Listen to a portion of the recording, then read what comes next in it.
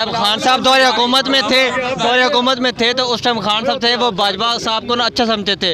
अब बाजवा साहब के साहब क्यों खिलाफ हुए हैं? गुजारिश ये नहीं, गुजारिश ये है कि खान साहब को इन्होंने धोखा दिया है और खान साहब सबके साथ चला है।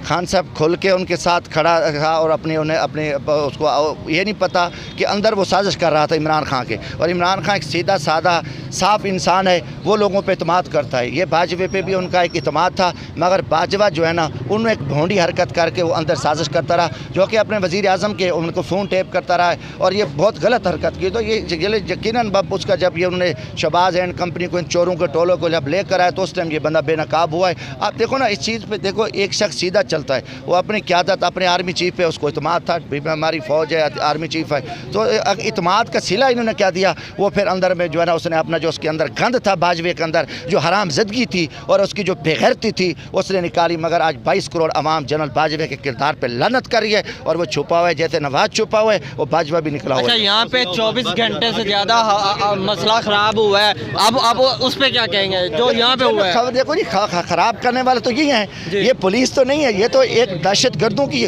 टोला है। और उनके जो पुलिस का जो किरदार है वो तो हमेशा बदमाशों के।